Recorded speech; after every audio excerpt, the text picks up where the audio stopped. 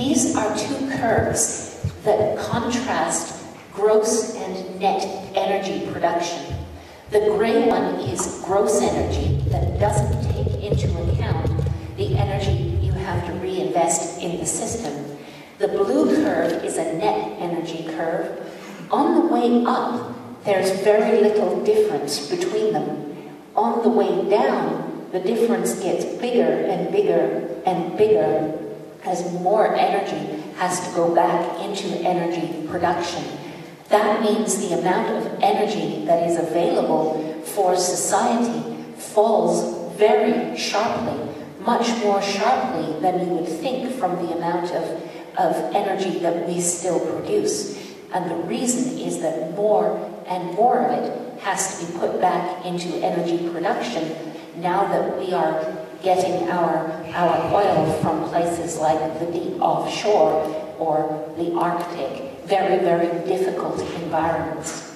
Allora, se guardiamo questa curva che compara l'energia lorda in confronto dell'energia netta, vediamo che sulla parte in salita effettivamente c'è poca differenza, nel senso che tra l'energia lorda e l'energia netta, però il problema arriva proprio nella parte discendente, in quanto noi dobbiamo costantemente investire più energia nella produzione di altra energia di quanto non l'avessimo fatto prima, proprio nella parte in cui arriva dopo il picco, quindi noi peraltro dobbiamo andare a ricavare o produrre appunto petrolio in posti meno accessibili, tipo sull'offshore, quindi in mezzo al mare, piattaforme, piuttosto che in zone più impervie che appunto richiedono costi maggiori, tipo l'Artico, eccetera.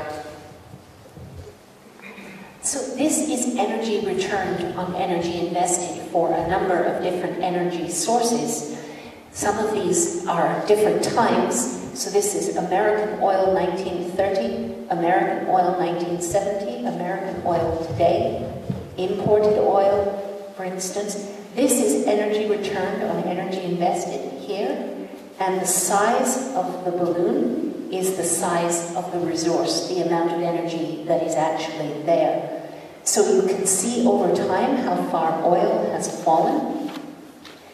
Nuclear power is not that much higher, not much more than the minimum for civilization, and nuclear power has many other problems, as we know.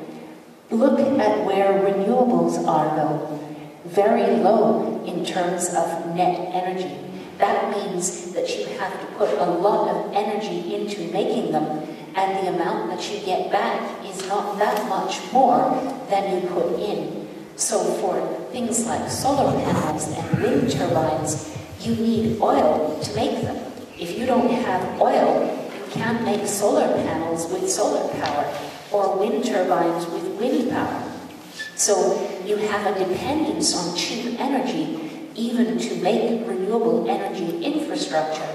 And when you put a lot of energy into making infrastructure, you don't have that much of a surplus. So what you can do with the energy you have left over, with your surplus, is very limited compared to what we can do with the energy surplus we have available today.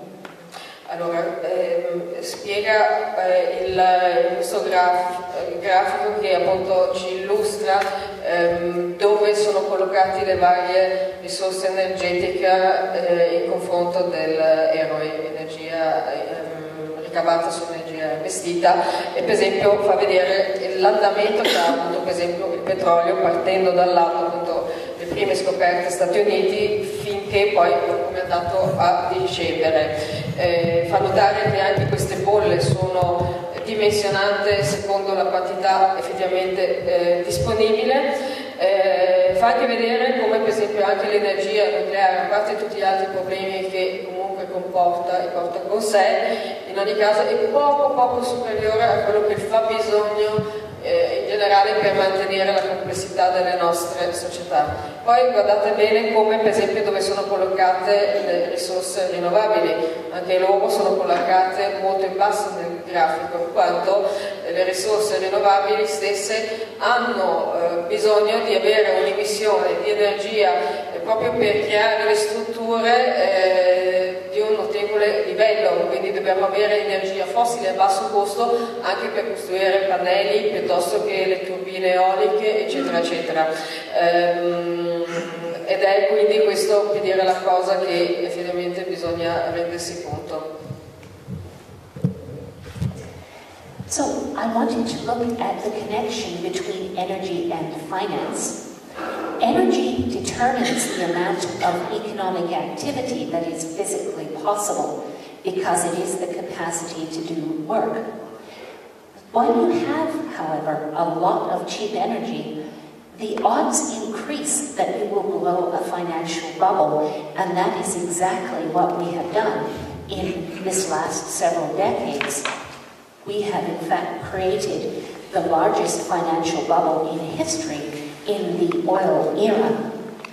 And what happens when you blow a financial bubble is that finance becomes a very important factor, because changes in finance happen very quickly, much more quickly than changes in energy. That means when the bubble bursts, finance becomes the key driver to the downside, the key driver of contraction. And that is very much what we're going to be seeing over the next several years, a financial crisis. Adesso mettiamo in relazione il discorso energetico con il discorso finanziario e parliamo per l'appunto anche proprio delle bolle, in quanto, per dire, il lavoro che viene fatto tramite l'economia ovviamente dipende a sua volta dall'energia che noi abbiamo a disposizione.